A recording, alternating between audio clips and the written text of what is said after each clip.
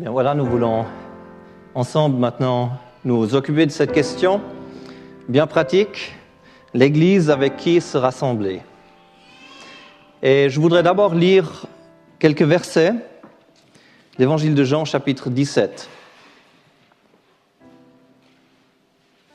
Et on connaît tous cette prière du Seigneur Jésus, si touchante.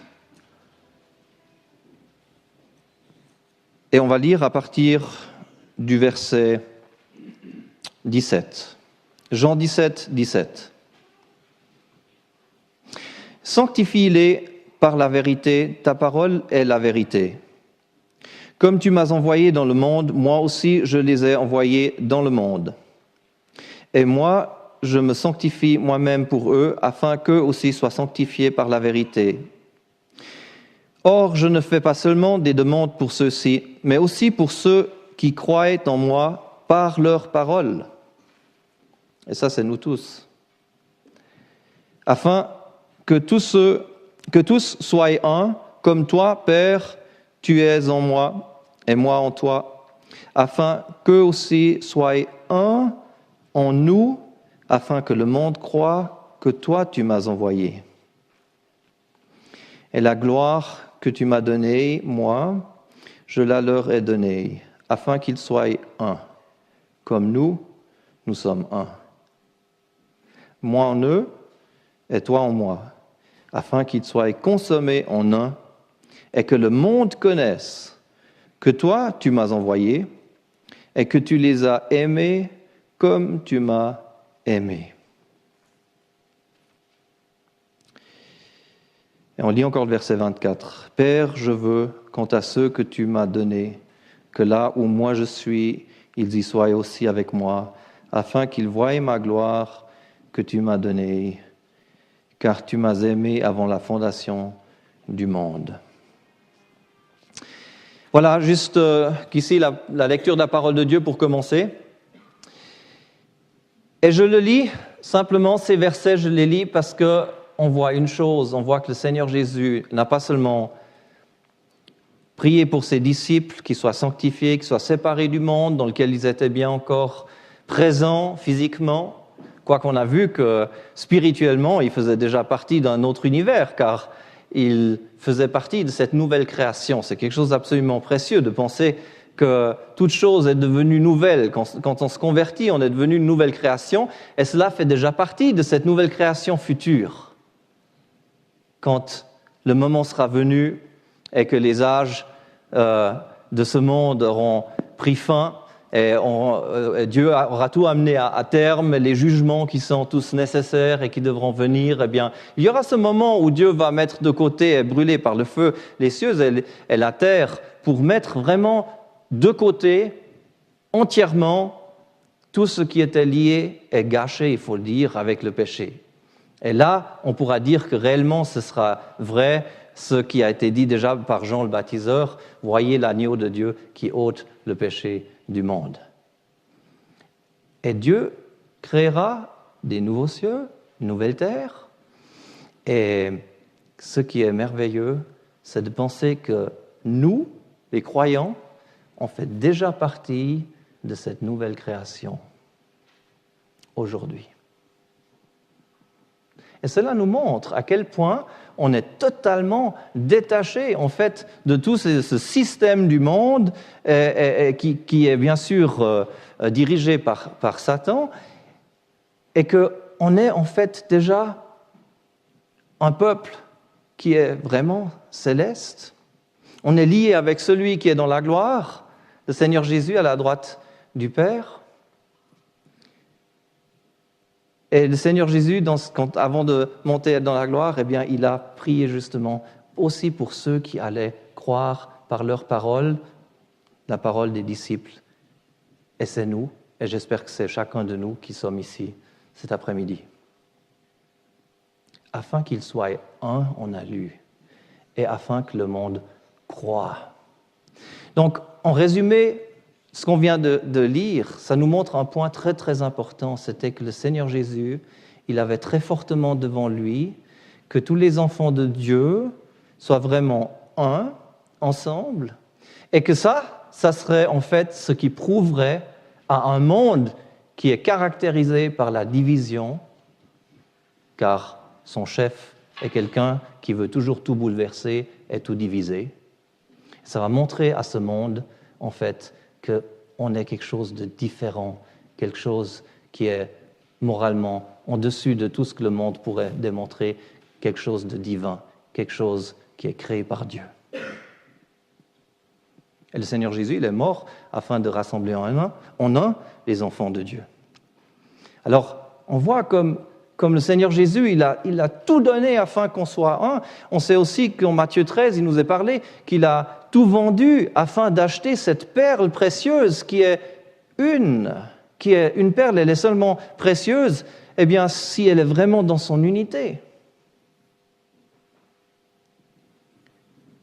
Qui nous parle de l'assemblée, cette perle, n'est-ce pas? Et quand on y pense à tout ce contexte, est-ce que ça ne nous brise pas le cœur quand on pense qu'on doit commencer une réunion pareille, l'Église, avec un thème pareil, l'Église avec qui se rassembler? Parce que ça contient déjà cette pensée qu'en fait, dans la pratique, eh bien, il semble qu'il y a des choix à faire. C'est ou avec les uns ou avec les autres, il y a eu des divisions. Et on doit aussi réaliser qu'on fait tous partie de cette chrétienté aujourd'hui qui s'est divisée autant. Et la grande question, c'est alors comment vivre cette unité? Comment la vivre encore aujourd'hui? Vu que c'est une réalité que l'Église est divisée en beaucoup de groupes. Et on va voir comment ça s'est en fait passé, quelle était la racine, comment ça a commencé.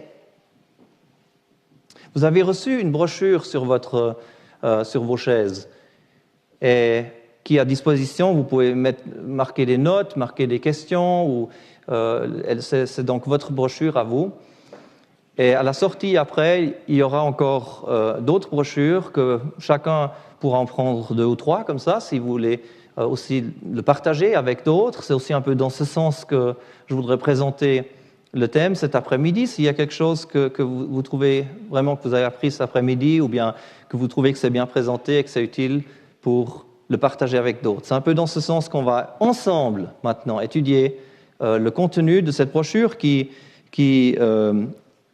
a été produite ou rédigée, on peut dire, par Jean-Denis, mon frère Philippe et moi-même. Mais on a aussi une première édition aussi distribuée à bien des frères et sœurs qui nous ont beaucoup aidés avec tous les retours qu'on a reçus, qui nous ont fait des remarques, qui nous ont montré des choses qu'il fallait encore adapter. Et vous verrez qu'elle est construite, ou bien comment je dirais, elle est rédigée d'une manière assez simple. Du côté gauche, vous avez toujours les graphiques, du côté droite, vous avez la parole de Dieu, vous avez ce que Dieu dit par rapport à ce sujet. Et on a simplement essayé, avec des graphiques, de montrer un petit peu ce que la parole de Dieu nous enseigne par rapport à ce sujet. Alors commençons tout simplement ensemble.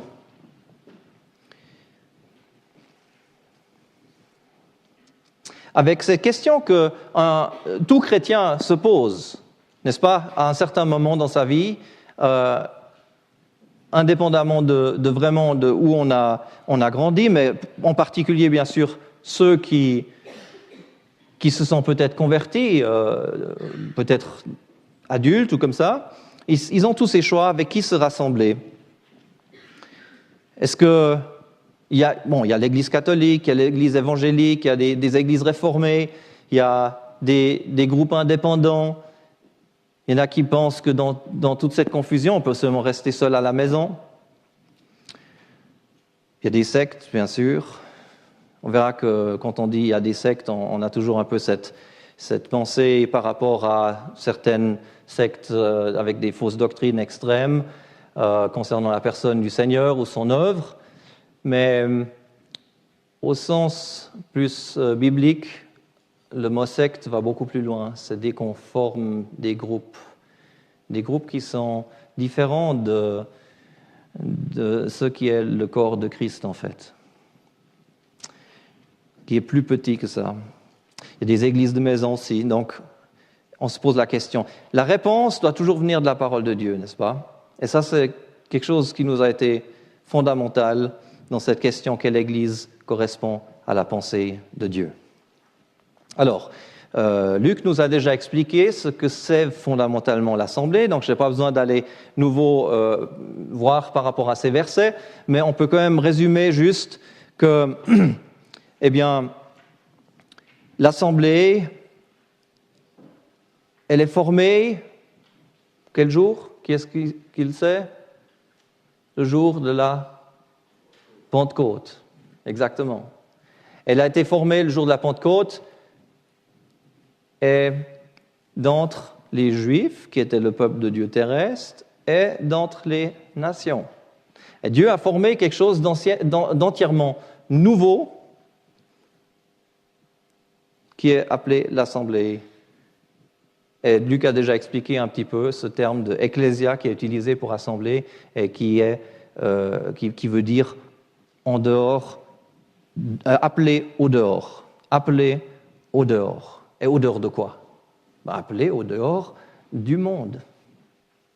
D'accord? Ce sont des gens qui sont appelés au dehors du monde.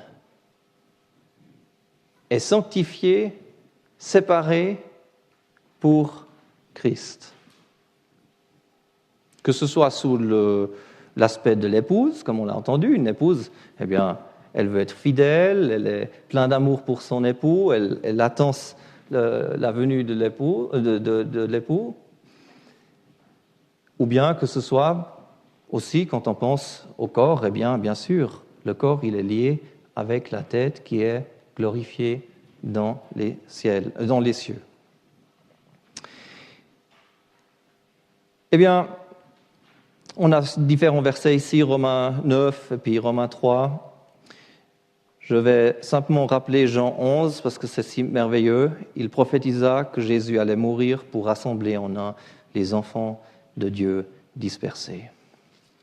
Et c'est l'assemblée de Dieu laquelle il a acquise par le sang de son propre Fils. Et il faut bien garder en tête que c'est le Seigneur qui ajoute tous les jours à l'Assemblée, ça se passe encore aujourd'hui, mais au début des actes, c'était de manière très visible et flagrante, n'est-ce pas? Ceux qui devaient être sauvés.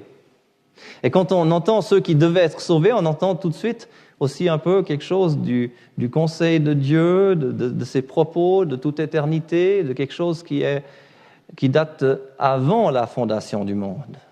On a aussi lu en Jean 17 cette expression d'avant la fondation du monde. Donc, quand il s'agit d'Israël, c'est des pensées que Dieu nous a révélées. Il en parle comme quelque chose qui est depuis la fondation ou dès la fondation du monde, tandis que quand il s'agit de l'Assemblée, son peuple céleste, alors il s'agit de quelque chose qui était prévu dès avant la fondation du monde, selon Éphésiens 1, par exemple. Romains 12 nous le dit bien, nous qui sommes plusieurs sommes un seul corps en Christ et chacun individuellement membre l'un de l'autre. Et ça nous montre déjà qu'il y a quelque chose ici d'une unité, qu'un corps on ne peut pas le diviser, un corps a seulement une tête, un corps qui fonctionne normalement, n'est-ce pas? Si on coupe la tête, eh bien, le corps il est clairement mort. Et puis si on met deux têtes, ça fait un monstre. Donc c'est assez pratique tout ça. Dieu nous le montre, il nous a fait de cette manière et il nous laisse voir et comprendre ces choses spirituelles à travers cela. Et c'est là déjà que je me permets une petite remarque. Si donc maintenant on commence à vouloir remplacer cette tête céleste et la seule tête du corps de Christ, qui est Christ même, si on commence à vouloir le remplacer par des positions humaines, comme certains disent, mais il faut quand même bien aussi une tête terrestre sur la terre, parce que sinon c'est la confusion, et vite on parle de prêtre, de pasteur, peut-être de pape, pour une église entière. Eh bien, déjà là, on voit que les problèmes commencent, n'est-ce pas? On y viendra aussi dans cette brochure. Donc, très important de comprendre ce que c'est l'Assemblée. C'est donc tous ces rachetés qui sont maintenant la possession, on peut dire, du Seigneur Jésus, qui sont aussi pratiquement groupés autour de lui, qui se rassemblent dans un lieu, n'est-ce pas? Là où 2 ou 3 sont assemblés en mon nom, ou à mon nom, je suis là au milieu d'eux. Et ce qui se passe, c'est que cette unité, c'est quelque chose où l'amour est vécu d'une manière merveilleuse. Je rappelle, je souligne que le monde va croire, parce qu'on est un et parce qu'on a de l'amour parmi nous, parce que ça, c'est quelque chose qui naturellement n'existe pas. Et dans le monde, c'est toujours division, compétition, se battre, qui est le plus grand parmi nous, etc. Et puis maintenant, la question se pose, est-ce que ce n'est pas des racines qu'on a dans nos propres cœurs aussi? Mais ce n'est pas du tout quelque chose qui doit être vu. C'est quelque chose de charnel, c'est quelque chose qui fait partie de cette chair, n'est-ce pas, que le croyant a encore en soi-même. Mais c'est quelque chose de très important de comprendre cela, que c'est quelque chose qui n'a rien à voir dans ce qui est l'Assemblée. Car on a aussi une nouvelle nature, on est tous ceux qui sont croyants, qui connaissent le Seigneur Jésus comme Sauveur et Seigneur, on est tous ceux qui ont une nouvelle nature et on fait tous partie maintenant de ce corps de Christ. Et là, c'est l'amour qui devrait régner, on devrait être caractérisé par cette nouvelle nature. Donc, résultat pratique qu'on voit, c'est en acte 4, entre autres, c'est que la multitude de ceux qui avaient cru était un cœur et une âme. Voilà, vous voyez, c'est quelque chose d'intérieur, c'est quelque chose de spirituel qui se passe. Et nul ne disait d'aucune des choses qu'il possédait qu'elle fût à lui, mais toute chose était commune entre eux. Pas quelque chose de forcé, mais quelque chose qui se produisait naturellement parmi ces premiers croyants. Donc le Seigneur Jésus est celui qui sauve, qui rassemble et qui conduit son assemblée, bien entendu. Et maintenant, la question qui se pose, eh bien, c'est bien celle-là. C'est comment ça se fait qu'au cours de l'histoire, alors, il y a eu ces divergences dans l'Église? Et là aussi, on va se poser la question, mais qu'est-ce qu'on trouve dans la parole de Dieu? Est-ce que c'est quelque chose qui n'était pas prévu? Quelque chose qu'on ne trouve pas dans la parole? Eh bien oui, on la trouve. Parce que déjà très au début du témoignage, au début de l'Église, eh bien, il y avait déjà à Corinthe des croyants qui commençaient à faire des erreurs, et des erreurs qui allaient terminer dans des divisions et pour finir dans des églises différentes.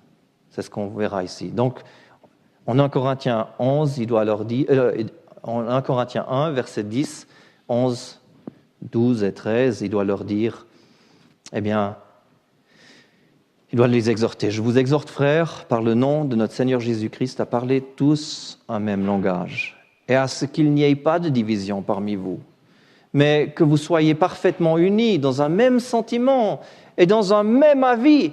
Car mes frères, il m'a été dit de vous, par ceux qui sont de chez Chloé, qu'il y a des dissensions parmi vous. Et je vais juste souligner ici que il m'a été dit par voilà, je ne veux pas trop dire par qui. Ce n'est pas des rumeurs qu'on a entendues, et puis on ne préfère pas dire par qui, et puis ça se raconte. Pas du tout. Pas du tout. C'est clairement, il dit, par ceux qui sont de chez Chloé. Donc si nous, on a quelque chose à dire, eh bien qu'on soit aussi prêt que si ça doit être dit ailleurs, si ça doit être repris, si le frère doit, qu'il puisse aussi dire la source. Et au moins, on est au clair et on va réfléchir peut-être 2 fois comment on va l'exprimer. Mais juste entre parenthèses. Verset 12. « Or, voici, je dis, c'est que chacun de vous dit, moi je suis de Paul, moi d'Apollos, moi de Képhas et moi de Christ. » Le Christ est-il divisé? Le Christ est-il divisé? Vous savez, quand l'apôtre Paul parle du Christ, le Christ, c'est la tête glorifiée et le corps, le tout. Et l'assemblée, c'est la plénitude de celui qui remplit tout en tous, selon Éphésiens 1 à la fin. Quelque chose de merveilleux, une expression qu'on a déjà entendue dans la session avant, absolument merveilleuse. Le Christ est-il divisé? Quand l'un dit « moi je suis de Paul » et l'autre « moi je suis d'Apollos », n'êtes-vous pas des hommes? Au chapitre 3 aux Corinthiens. Qui donc est Apollos et qui Paul? Des serviteurs. Et là aussi, dans ce contexte, c'est dit, est-ce qu'ils ont été crucifiés pour vous? Il leur dit, mais c'est une folie ce que vous êtes en train de faire, de dire, moi je suis de celui-là, commencez à faire des parties. Ça ne va pas? Pourtant, c'est si humain, si typique, n'est-ce pas? Et il ne faut pas attendre. Il y en avait aussi qui disaient, moi je suis de Christ, voilà, faisant un parti autour de la personne de Christ, spécialement spirituel. C'était eux les justes. Attention. Alors de là, il ne fallait pas attendre longtemps, et puis on avait tout de suite des églises qui se formaient. Alors on dit vite, je suis de l'église X, Y, Z. C'est comme ça qu'on parle aujourd'hui. Je suis parti de cette église-là ou d'une autre. Voilà la racine où tout ça a commencé. Et en fait, si on veut, les cercles qui se sont formés maintenant et bien fermés, la différence, c'est que maintenant, il y a des critères pour en faire partie. Maintenant, il y a des certaines prérequis qu'on peut dire. Ça, c'est les choses qu'on croit, des déclarations de foi auxquelles il faut maintenant adhérer. Et une fois qu'on est d'accord avec cela, on signe des fois, et puis on devient membre, n'est-ce pas? Ou bien, pour certains, c'est par le baptême. Il faut être baptisé avec cette congrégation. Et donc maintenant, ce qui se passe, c'est qu'il y a des listes de membres, ça fait ceux qui font partie et ceux qui ne font pas partie, même qui sont vraiment chrétiens, croyants. Donc c'est pour ça qu'il y a des cercles maintenant, là autour, et qu'il y a des églises qui existent, des organisations humaines, des systèmes humains, ou comme on voudra le nommer. Et ça, c'est selon différentes doctrines ou ordonnances, ou même d'après des personnes douées, comme on pense quand Luther a été utilisé si merveilleusement par le Seigneur, n'est-ce pas? Mais aujourd'hui, il y a des luthériens ou des wesleyens, et il y en a qui parlent des darbistes. C'est quoi ça? Ça, c'est une chose que nous, les croyants, on a tendance à faire, à élever une personne, et puis après même de nommer peut-être la congrégation selon ces personnes. Ça ne va pas du tout. On comprend bien, n'est-ce pas? Mais il y a encore un autre problème qu'il y a eu à travers l'histoire de l'Église, et c'était même avant peut-être la culmination de cela, c'était quelque chose qui a commencé très très tôt. Et là, on introduit deux aspects. Vous voyez là les hommes en gris foncé, et ceux-là, c'est des chrétiens de nom, donc des gens qui ne sont pas vraiment sauvés. Je pense à Simon le sorcier, n'est-ce pas, le magicien en français. Et ce Simon, c'était quelqu'un qui a réussi à faire croire, on peut dire, aux apôtres, n'est-ce pas, qu'il était croyant, donc il a été baptisé. Et donc il faisait partie maintenant de la compagnie chrétienne, on peut dire, de la chrétienté, de ceux qui s'appelaient ou étaient appelés chrétiens par les incrédules. Et maintenant, qu'est-ce qui se passe? Le Saint-Esprit qui agissait d'une manière puissante, eh bien, il révélait quand même rapidement qui était ce magicien dans son cœur. Et il voulait, quand il voyait ces miracles que Pierre faisait, etc., les apôtres, il voulait avoir aussi cette puissance, il voulait faire cette chose, et il voulait même leur offrir l'argent. Puis ça montrait tout le cœur. Quelqu'un qui agit de cette manière, il n'est pas vraiment sauvé, il n'a pas reçu lui-même le Saint-Esprit, et Pierre doit le reprendre d'une manière très forte. Mais voilà, tout d'un coup, on voit que le cercle, il s'est agrandi. Vous voyez ce cercle intérieur, ça c'est la réalité de la foi. Et maintenant, il y a des extensions à l'extérieur, n'est-ce pas? C'est toutes des personnes qui sont entrées, toutes des personnes qui sont entrées de cette manière par le baptême, faisant partie maintenant du christianisme, mais qui ne font pas partie du corps. D'accord? Et puis maintenant, il y en a d'autres qui sont en rouge ici. Et ceux qui sont en rouge, c'est des chrétiens avec des péchés doctrinaux ou moraux, qui sont caractérisés un peu par cela. Et quand on y pense, est-ce qu'on peut vraiment dire qu'ils sont croyants nés de nouveau, ceux-là? Vous savez, dans une brochure antérieure, on avait mis ces hommes rouges vraiment sur le bord, entre le dedans et le dehors. Car vous vous souvenez que la parole dit que ceux qui sont dehors, Dieu les juge, n'est-ce pas? Ça veut dire ceux qui étaient, c'est dans le contexte de la discipline de l'Église, ça veut dire que quand quelqu'un était excommunié, eh bien, il était mis en dehors, il était placé dans sa position, il était placé comme parmi les incrédules, en dehors de la chrétienté, attention. Et je mentionne juste déjà, ça nous amène à une autre chose. Ça veut dire que, parce qu'aujourd'hui, avec ces cercles plus petits qu'on a fait, qu'est-ce qui se passe? Eh bien, maintenant, quelqu'un est discipliné dans un endroit, et qu'est-ce qu'il fait? Whoop, il va vite dans un autre endroit, dans une autre église. Et ça veut dire que ces divisions, en fait, ça annule, on peut dire, les divisions annulent la possibilité réelle de la discipline. Au début, quelqu'un qui était discipliné, mis hors communion, pratique, ben bien, il était en dehors, il était placé sur le terrain des incrédules, des nations. Ceux qui sont dehors, Dieu les juge, c'était quelque chose d'absolument solennel. C'était quelqu'un qui était appelé frère, comme on voit en 1 Corinthiens 5. C'est pour ça que c'est dit quelqu'un qui est appelé frère, c'est pas dit un frère. Après, dans la deuxième épître à Corinthiens, après quand il est réintégré, on voit qu'il était bien un frère. La parole est très précise. Et quand il est parlé de fornicateur et d'avare et quand on boit trop, hein, etc. Comment on dit en français, c'est comment? Des ivrognes, merci. Eh bien, et il y a toute une liste, n'est-ce pas? Ils n'hériteront pas le royaume de Dieu. C'est dit comme ça. Et puis là, on dit vite facilement, oui, mais ça, là, il s'agit des incrédules. Ah, oui, dans un sens, exactement. Mais peut-être pas selon leur profession. Peut-être pas d'après ce qu'ils disent, peut-être ils se disent en fait chrétiens. Et ça, c'est très solennel. Donc on ne peut pas, la parole n'est pas, elle ne nous dit pas directement comme ça, cette phrase qu'on aime des fois dire, une fois sauvé, toujours sauvé.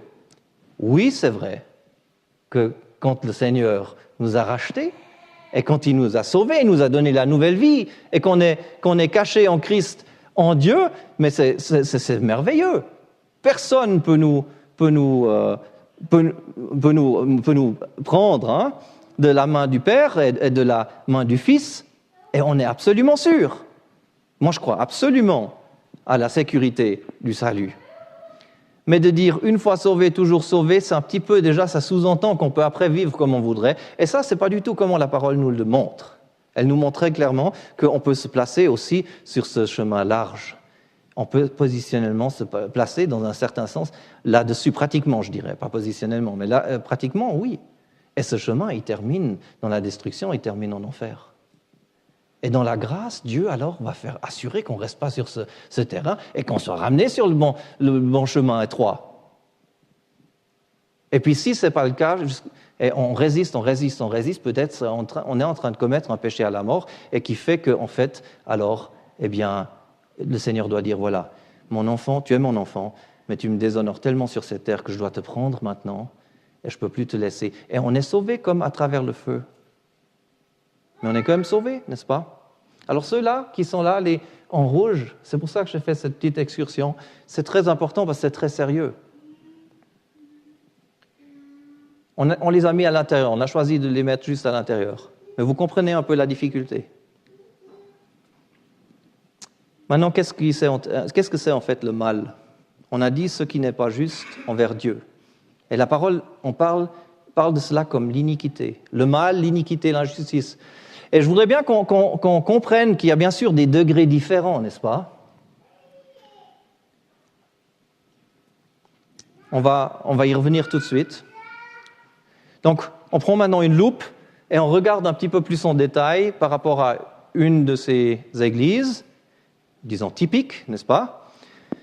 Ce n'est pas une église spécifique, mais c'est des choses typiques qui se sont introduites, que les hommes ont introduites maintenant dans les églises, on peut dire. Et c'est les confessions de foi, par exemple, qui sont plus petites maintenant que la parole. Ma confession de foi, c'est ça. C'est la parole de Dieu. Vous êtes d'accord? Et puis, il y en a qui ont donc restreint cela, et puis on fait comme une liste à laquelle il faut adhérer, et puis comme ça, on devient membre. Ça nous amène à cette liste de membres. Cette liste de membres.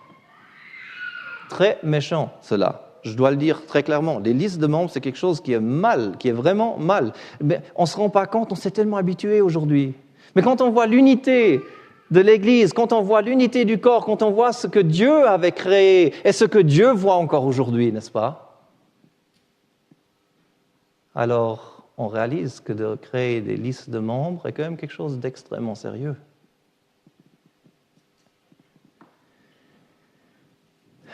D'autres choses comme la liturgie, donc où on laisse plus la liberté à l'Esprit Saint de conduire dans les réunions d'assemblée, n'est-ce pas? Des reliques, le cléricalisme, j'en ai déjà parlé, j'en ai déjà touché un mot, n'est-ce pas? Même dans un sens, la dîme, si c'est imposé comme une loi, n'est-ce pas? C'est pas quelque chose qui est scripturaire. Tout appartient au Seigneur. C'est juste quelques exemples. Sur votre droite, vous avez donc les versets qui nous montrent comment ça devrait être selon la parole de Dieu. On ne peut pas entrer aujourd'hui là-dedans. Mais l'apôtre doit quand même poser la question aux Colossiens, de dire pourquoi établissez-vous des ordonnances selon les commandements et les enseignements des hommes pour la satisfaction de la chair? Parce que pour finir, l'homme il est religieux, il veut avoir certaines règles, un cadre, des choses un peu ordrées selon son esprit, et organiser un peu les choses, ça donne un peu d'assurance, n'est-ce pas? Si on n'a pas besoin d'être toujours dans l'incertitude, parce que d'être conduit par l'Esprit, ça reste un peu vague suivant la relation qu'on a avec le Seigneur. Si elle est bonne, ça devient très concret. Et il dit encore aux Galates, c'est cela à cause des faux prêtres furtivement introduits qui s'étaient insinués pour épier la liberté que nous avons dans le Christ Jésus, afin de nous réduire à la servitude. C'est tout ce que ça fait. On est des hommes libres. La liberté chrétienne, c'est quelque chose de merveilleux. La nouvelle nature, c'est la vie de Christ qui veut être vécue. C'est Christ qui veut vivre à travers nos corps, qui veut vivre quelque chose, refléter quelque chose de lui à travers nous. Et si on vit maintenant selon cette nouvelle nature qu'on a reçue en nouveauté de vie, eh bien c'est une liberté totale qu'on ressent, parce qu'en fait on veut toujours ce que Dieu veut. Et ça c'est merveilleux. Mais alors, dès qu'il y a la chair qui s'introduit, on veut plus ce que Dieu veut, et on veut ce que nous on veut, et puis on a besoin de règles, on a besoin de ce qui nous est dit ici. On est amené dans la servitude. Tout d'un coup, la chair, elle reprend le dessus. Et puis là, on se sent toujours... Il faut nous voir aller à la réunion, il faut lire la Bible, il faut prier, il faut faire ceci, on n'a pas le droit à cela, etc. Et tout d'un coup, c'est là qu'on se sent tout d'un coup nouveau mal, n'est-ce pas? Christ nous a placés dans la liberté, en nous affranchissant. Tenez-vous donc fermes et ne soyez pas de nouveau retenus sous un joug de servitude. Voilà ce que l'apôtre nous dit aussi à nous cet après-midi. Donc, en résumé, ce qu'on a ici, c'est bien cette chose qu'on a appelée mal. On a mis iniquité un peu plus en petit, parce que iniquité, ça peut choquer d'abord. On pense à des choses très très graves, et tout est grave devant Dieu. Mais selon notre appréciation, ça paraît peut-être un peu choquant d'abord. Mais réfléchissons, qu'est-ce qu'on a ici maintenant comme différentes choses? Eh bien, j'ai parlé des membres, des listes de membres qui forment ces cercles, n'est-ce pas, ici. Ensuite, il y a du cléricalisme, ça veut dire des positions différentes qui ont été introduites. Est-ce que le Seigneur ne nous a pas dit qu'on est tous des frères et qu'un est notre maître? Qu'un est celui qui nous enseigne? On est des disciples qui le suivent. Et pourtant, quand un se croit plus important que tous les autres, plus grand, plus important, n'est-ce pas? Et quand c'est les autres qui le font plus important, peut-être c'est même pas lui. Il ne faudrait pas mal comprendre. Je respecte tout à fait des chers frères en Christ qui sont pasteurs et qui donnent leur vie, qui se dévouent pour l'œuvre du Seigneur et qui veulent que le bien de ceux qui sont confiés à leur charge, comme ils voient la chose, n'est-ce pas? Et qui font un travail certainement aussi béni à leur manière, totalement béni par Dieu. Ils n'ont peut-être pas du tout vu que le fait qu'un pasteur, en fait, c'est un don. Je ne peux pas entrer dans les détails, mais que c'est un don et pas un office. Et que les anciens, en fait, c'est un office. Et que les anciens, c'est toujours mentionné au pluriel dans la parole de Dieu. Et que c'est pour ça que, normalement, c'est les anciens qui ont cette charge administrative d'une assemblée locale. Et pas une seule personne. Un pasteur, il est donné pour le corps, comme l'enseignant, qui est souvent appelé le docteur, et puis l'évangéliste. C'est des dons qui sont donnés par le Christ glorifié, le Seigneur glorifié, pour l'édification du corps. Et on a entendu avant que le corps était composé par tous les croyants, où qu'ils soient dans le monde. Et ça, c'est souvent confondu. Et maintenant, on en fait un office où, si le pasteur meurt, il faut remplir l'office, il faut qu'un autre pasteur soit élu. Et là encore, ça se complique. Comment est-ce qu'on peut élire un pasteur si c'est un don qui est donné par le Seigneur dans la gloire, n'est-ce pas? Donc, ça, c'est juste pour toucher un petit peu sur le côté du ministère, mais je crois qu'on comprend bien toute l'iniquité qui a été introduite ici. Et qu'est-ce que Dieu pense de tout cela, n'est-ce pas? On a encore une petite remarque ici, que l'indifférence au mal est aussi un péché. C'est de l'indifférence envers le Seigneur et nos frères et sœurs.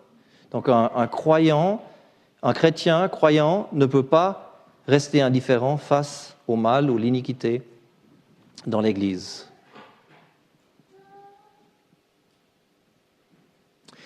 Et vous savez que ça nous amène maintenant à ces versets de 2 Timothée 2, juste en préparation un peu, parce que Dieu appelle maintenant ceux qui, au début, on pourrait dire, le cercle intérieur, étaient que des pierres vivantes qui formaient la maison de Dieu.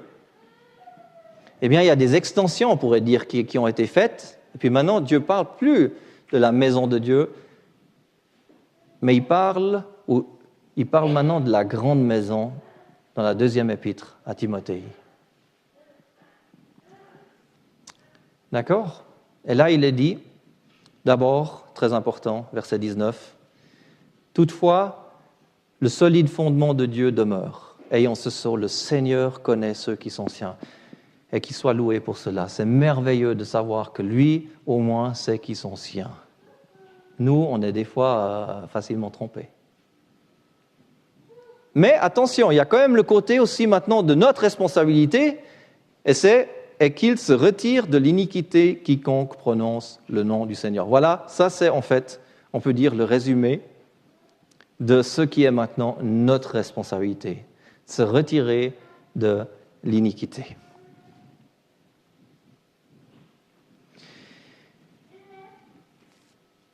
Et maintenant, il est dit, dans une grande maison,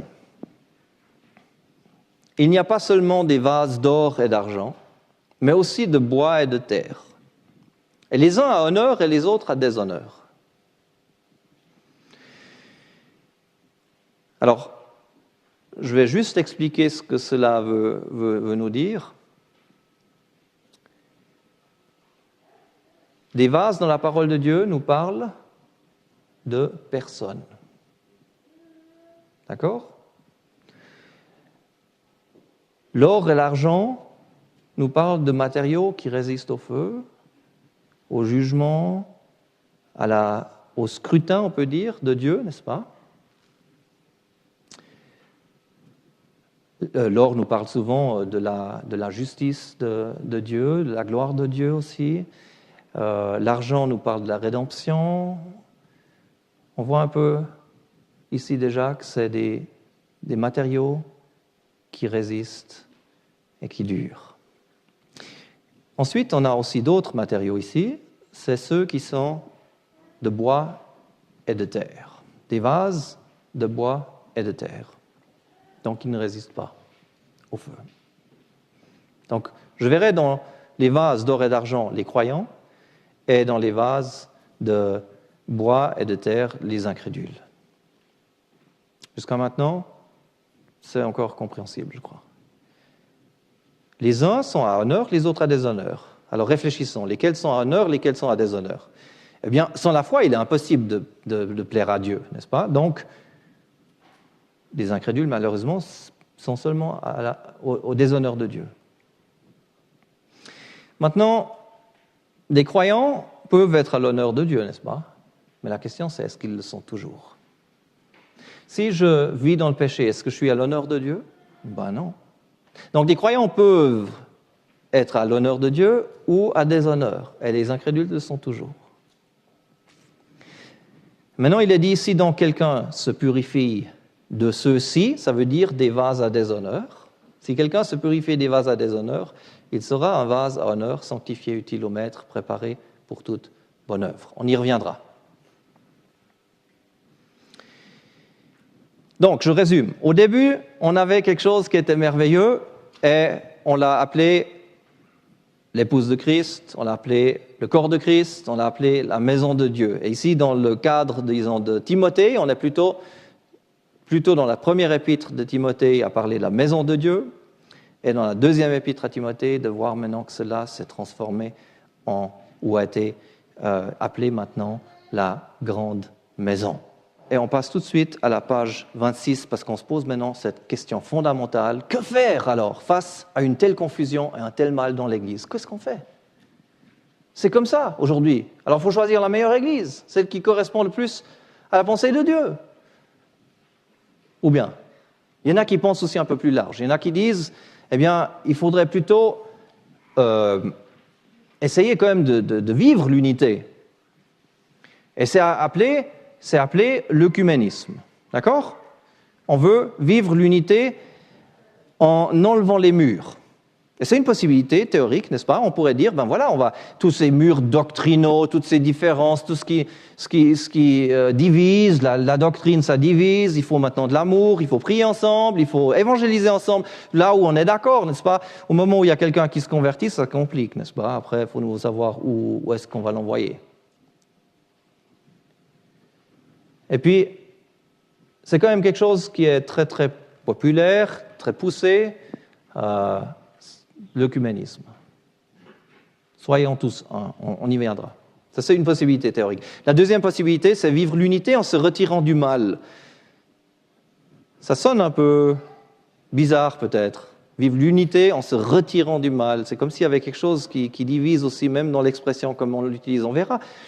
On va maintenant un petit peu étudier ces deux possibilités de manière toute pratique. Alors, allons-y. Possibilité 1. On va examiner ça. L'unité. Alors, qu'est-ce qui se dit? Montrons de l'amour entre nous, montrons un esprit de tolérance. Nos différences font nos richesses. Soyons un. Chaque groupe est une fleur et l'ensemble donne un beau bouquet. Ça, j'ai aussi entendu. C'est merveilleux, toutes ces différentes églises. C'est une richesse. Et puis Dieu, il voit ça comme un bouquet de fleurs. C'est merveilleux. Si nous sommes unis, nous serons crédibles. Enfin, voilà. Rassemblons nos églises. Au ciel, de toute façon, il n'y aura plus de murs doctrinaux, donc on peut déjà les enlever aujourd'hui, n'est-ce pas? Pourquoi pas? Insistons sur ce que nous avons commun et oublions ce qui nous sépare. Toutes des voix qui existent, très clairement, et qui sonnent aussi assez bien dans un sens, en partie, n'est-ce pas? On désire être un. Attention, on va examiner tout ça. Donc maintenant, on a de nouveau ce qui est ici Donc la grande maison, la chrétienté, on peut dire, n'est-ce pas? Tous ceux qui ont été placés par le baptême dans cette profession chrétienne, on va enlever les murs, on va voir ce que ça donne. Voilà le résultat. Eh bien, qu'est-ce que vous en pensez? Extérieurement, on dirait qu'il y a quand même une certaine unité. Ils sont plus saints qu'avant.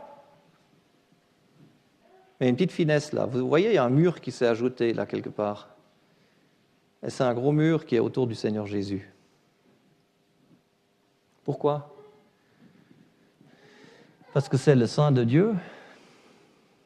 Et il ne peut pas s'unir avec toute cette confusion qui reste quand même et qui n'a pas du tout été clarifiée.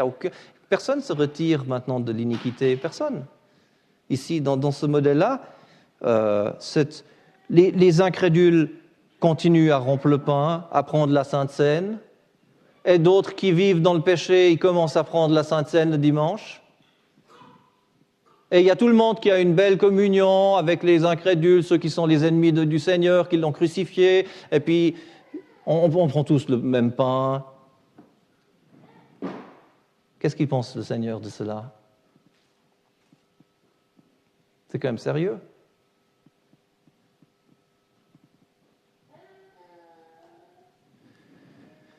Alors, on va comparer cela avec ce qui était dès le début. Et puis on voit tout de suite, n'est-ce pas, que c'est une grande différence. Tout le monde peut le voir. Ce n'est pas ainsi qu'on va pouvoir vivre l'unité selon les pensées de Dieu. Selon nos pensées, peut-être, ça fait du sens, mais pas du tout selon ce que Dieu nous manifeste dans sa parole et qui est en cohésion, on peut dire, qui est juste selon le caractère de Dieu, qui a sa gloire, à son honneur, à son plaisir. Pas du tout. Quelle participation y a-t-il entre la justice et l'iniquité? Quelle part a le croyant avec l'incrédule, nous dit 2 Corinthiens 6. Vous voyez, on ne peut pas être dans un joug mal assorti. On ne peut pas être en communion, les croyants avec les incrédules. On ne peut pas prendre la Sainte Seine ensemble. On ne peut pas être ensemble à la fraction du pain avec des gens qui vivent dans le péché et que ça se sait. Ça ne joue pas. C'est totalement contre ce que Dieu nous montre et nous révèle de qui il est et de ce qui lui plaît et comment on devrait agir en fait. Donc extérieurement, il semble y avoir une certaine unité, mais cette unité est fabriquée dans l'indifférence quant au mal. Voilà la réalité de la chose. Il ne s'agit donc pas d'une unité selon Dieu autour du Seigneur Jésus, non. Et maintenant, on va regarder la possibilité 2. On va l'examiner ensemble. Donc c'était vivre l'unité en se retirant du mal. Et ça nous ramène tout de suite à 2 Timothée 2. Et maintenant, il faut se concentrer encore une fois parce que c'est un tout petit peu plus compliqué à comprendre. Donc je rappelle qu'en 2 Timothée 2, on a maintenant cette grande maison qui est composée par des vases d'or et d'argent des croyants et des vases de terre et de bois.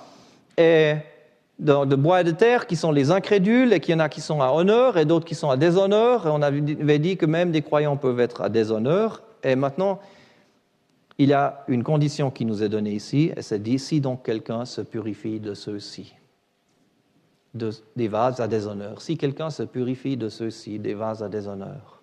Ça veut dire de tous les vases à déshonneur. Les incrédules de toute manière, plus les croyants qui sont des vases à déshonneur, malheureusement, qui peuvent l'être.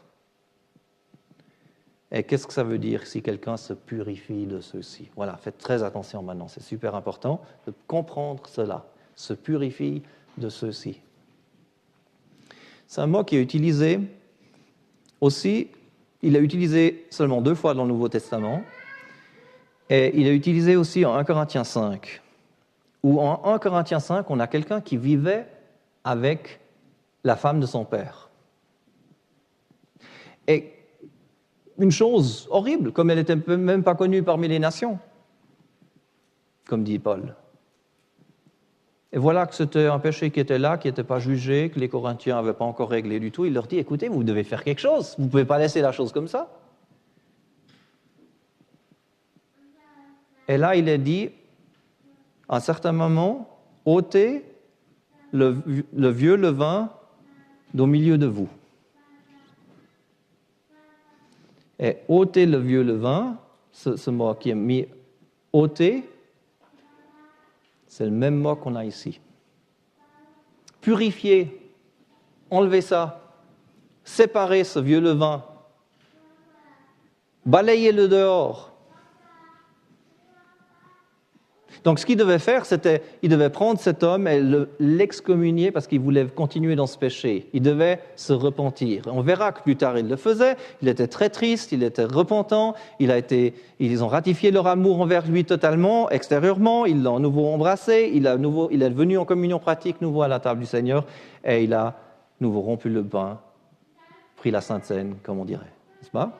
Alors, ça c'est une chose qui s'est passée.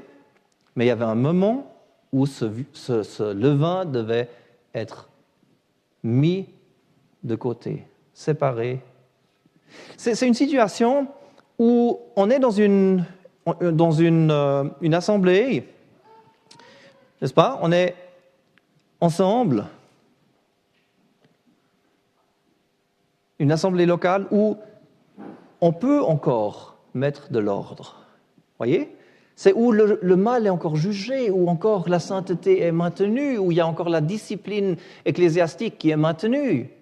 Et quand cela est le cas, c'est merveilleux, parce que, voilà, il y a ces cas tristes, mais il y a la possibilité de rendre la chose juste devant Dieu et d'agir justement avec amour envers ce frère. C'est pour son bien, en fait, que tout ça se passe. Et après, il est nouveau intégré. Ça, c'est merveilleux. Mais par contre, dans beaucoup de situations aujourd'hui, on se trouve dans des croyants se trouvent dans des églises où cela n'est plus pratiqué, tout simplement.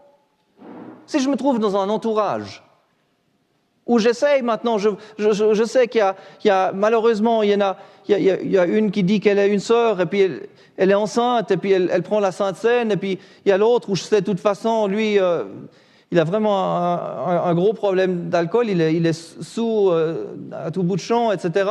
Et puis il y a encore l'autre chose de l'autre côté, qui vivent même ensemble. Et il y a toutes ces choses, et puis encore un autre qui a des doctrines, mais il a des idées concernant le Seigneur Jésus, comme qu'il aurait pu pécher, des choses pareilles, mais c'est un désordre total. Où est-ce que je commence? Et j'essaye, et puis je vois que ça n'intéresse personne. Ils disent, tu perturbes, tu amènes du désordre. Tu irrites seulement tout le monde. Si je me trouve dans cette situation, je fais quoi? Et voilà la situation qu'on a devant nous en 2 Timothée. La parole de Dieu est suffisante pour chaque situation. Et la parole de Dieu nous dit dans ce cas-là, eh bien, elle nous dit maintenant, ce n'est pas moi ou l'Assemblée qui peut maintenant purifier, ôter le vieux levain, mais maintenant, c'est quelque chose d'autre qui est nécessaire. Maintenant, c'est moi-même qui dois me purifier de ceux-ci. C'est pour ça qu'il a dit, si donc quelqu'un se purifie de ceux-ci, il sera un vase à honneur, sanctifié, utile au maître, préparé pour toute bonne œuvre. Et c'est ça qu'on voudrait être, n'est-ce pas? C'est là qu'on voudrait être. On voudrait être un vase à honneur, sanctifié, utile au maître. On voudrait bien travailler pour le maître, de manière utile, être préparé pour toute bonne œuvre.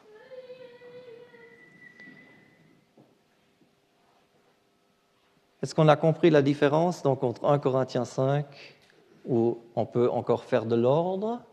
C'est une personne ici, une personne là, mais l'assemblée ou l'église locale, elle s'en occupe.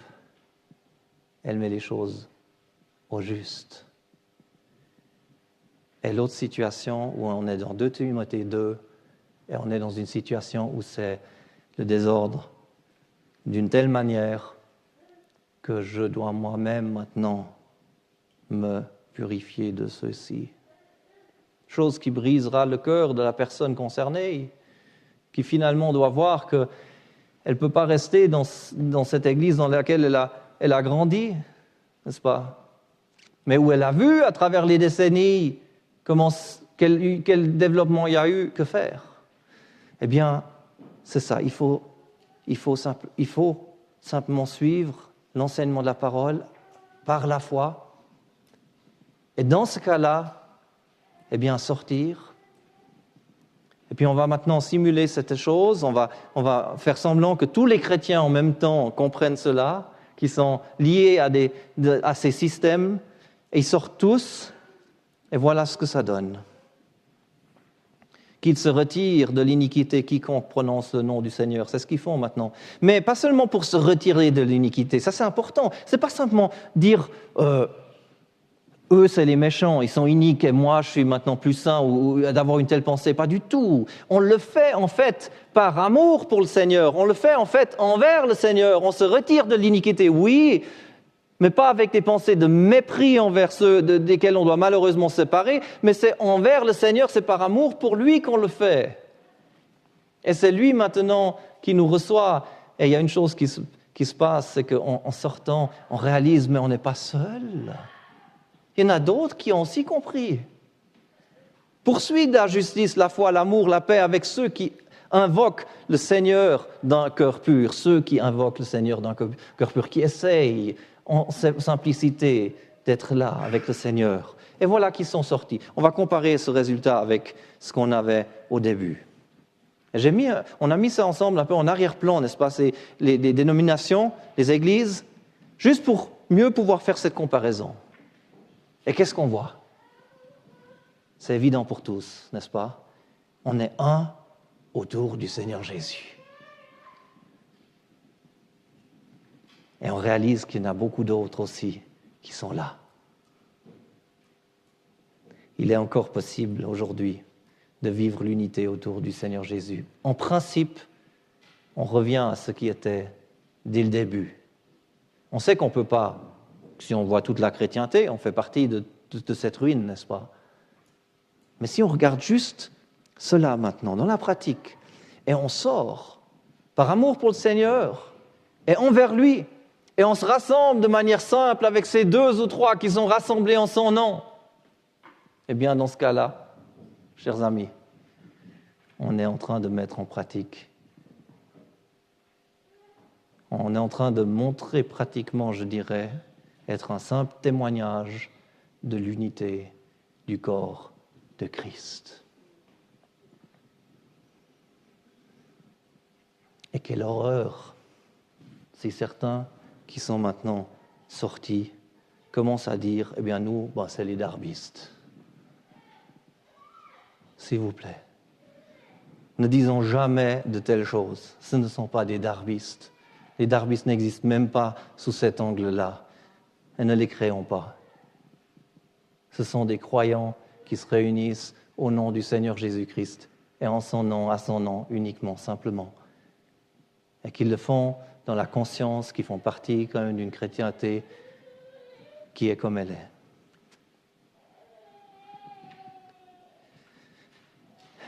En 1 Pierre, on lit « Ayant purifié vos âmes par l'obéissance à la vérité, pour que vous ayez une affection fraternelle sans hypocrisie. Aimez-vous l'un l'autre ardemment d'un cœur pur. » Voilà ce qui devrait caractériser ceux qui se réunissent autour du Seigneur Jésus. Voilà ce qui devrait caractériser ceux qui invoquent le Seigneur d'un cœur pur, n'est-ce pas? C'est nouveau cet amour. On voit comme cette pensée de l'amour est quelque chose qui revient. Elle était là dans la prière de notre Seigneur Jésus, quand il était là, juste avant la croix. Mais dans son esprit déjà ayant passé ce moment et voyant cette unité qu'il avait formée à travers cette œuvre si difficile, n'est-ce pas, si horrible. C'était à cause de la joie qui était devant lui qu'il a enduré tout cela. La joie de voir cette perle, cette unité. La question qui se pose à nos cœurs cet après-midi, c'est bien ça. Qu'est-ce qu'on en fait, nous?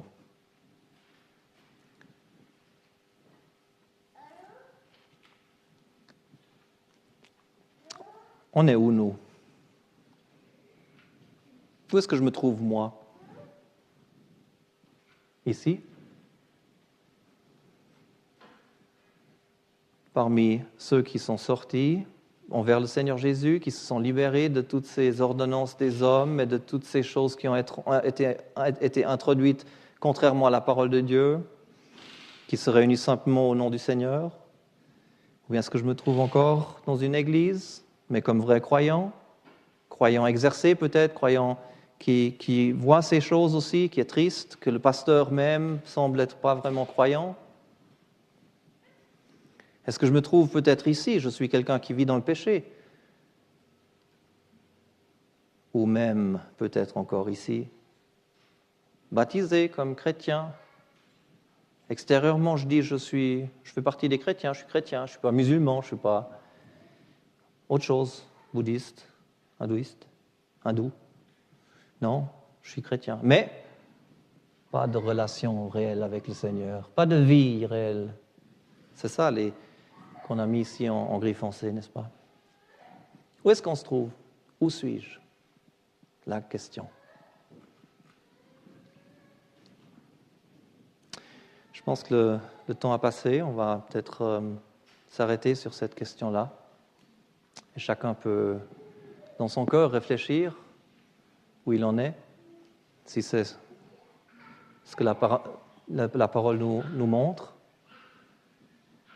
Je pense qu'il y a des questions peut-être qui sont montées dans vos cœurs ici et là. Il y a la boîte à questions qui a passé. On va la mettre ici devant dans un moment. Et puis il y aura encore la possibilité dans la pause d'ajouter des questions.